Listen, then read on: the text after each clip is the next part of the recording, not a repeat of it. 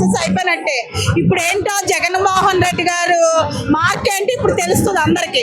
ఇంట్లో ఉన్నారు, ఆఫీస్ లో ఉన్నాడు, తాడేపల్లిలో ఉన్నాడు అని అంటున్నారు. తాడేపల్లిలో ఉన్నా ఎక్కడున్నా సింహం సింహమే. ఈ రోజు ఇంత ఆయన ఒక్క మాటకి ఇంతమంది జనం వచ్చారంటే అర్థం చేసుకోవచ్చు. ఎంతమంది ప్రజలు టీడీపీ నాయకులే వ్యతిరేకంగా మెడికల్ కాలేజ్ వ్యతిరేకంగా సంతకాలు పెట్టిన టైం ఇది. జగన్మోహన్ రెడ్డి గారు ఎక్కడున్నా పూలే. ఉద్యమం ఇప్పుడే స్టార్ట్ అయింది సార్. ఎందుకంటే వీళ్ళు వేసినటువంటి జీవోలు వెనక్కి తీసుకోవాలి. అలాగే వీళ్ళు టెండర్ ని పిలవడం జరిగింది. ఆ టెండర్లను పిలిచిన వాళ్ళు కూడా వెనక్కి తీసుకోవాలి.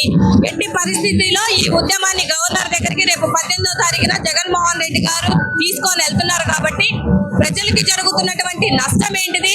ఎస్సీలు, ఎస్టీలు, బీసీలు, మైనార్టీలు బిడ్డలు 33+33 ఒక డెకేడ్ వరకు అందని ద్రాక్ష వల్ల మెడికల్ విద్య ఉంచాలి అనుకున్న ఈ కుట్రని ఎట్టి పరిస్థితుల్లో బద్దలు కొడతాం. మీకు చూస్తున్నారు కదా అందరూ.